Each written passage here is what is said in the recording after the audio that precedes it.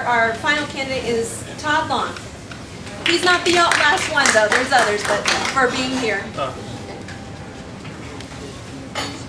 Thanks, Suki, and thanks for all coming out here today. I look forward to getting to know you and then talking and hearing not just your concerns, but also your solutions. We don't have a monopoly on all the great solutions to our national challenges out there, and they come from the people. But you know, I look back. I grew up in Washington, D.C. My father worked for the State Department, so I've been talking about national issues and national solutions since I was a teenager. I was an economics major at Rollins College, became a lawyer for 20 years in Central Florida. I'm married to my wife Annette with 2 little children, Noah and Natalia, go to Orangewood Christian School. And about 5 years ago, I kind of gave that up. I was a small business owner, owned my own small law firm, 20 employees. And because I was so concerned that the Republican Party had abandoned our great founding fathers' Reagan principles and values, took our national debt from $5 to $9 trillion, refused to secure the borders, particularly egregious after 9/11, no energy policy, wouldn't build nuclear facilities, wouldn't drill for oil or natural gas, $500 billion a year leaving for Saudi Arabia, Venezuela, Russia after 9/11 is absolutely outrageous. It was the first time in my lifetime I had a Republican president, Republican Congress, when I was expecting to see the great conservative founders' principles, you know, utilized in this time of crisis. And so that's when I kind of gave that up and became a conservative activist.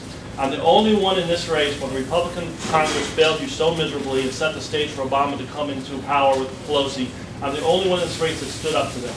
I challenged Rick Keller, lost by 2,000 votes when he deserted the military, broke his term limit promises, did a bunch of earmarks, wouldn't balance the budgets, and sold out the Founding Fathers' principles and values. I took them on and almost became the next congressman.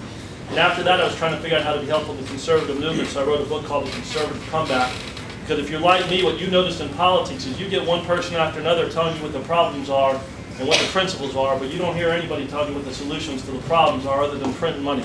And I wanted to make sure, I know if George Washington, Thomas Jefferson were here today, or Ronald Reagan was here today, they'd have a specific solution plan of action based on these timeless principles of reverence for God, reverence for the military, reverence for a constitution and a very limited federal government, reverence for hard work, and reverence for life, and reverence for balanced budgets, because the history of this nation is we bless our children. We don't put a $13 trillion debt on them and take it to $20 trillion and bankrupt the nation and bankrupt their future and enslave them to China, which is what we're doing now.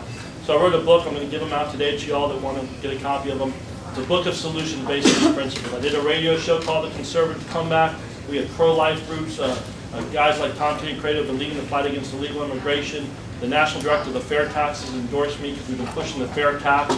The number one thing this nation needs to do economically is to create wealth and not punish people for creating wealth. And if we are going to have 15 million illegal immigrants in this country, we might as well have them paying into the tax code rather than chasing all the jobs out of this country.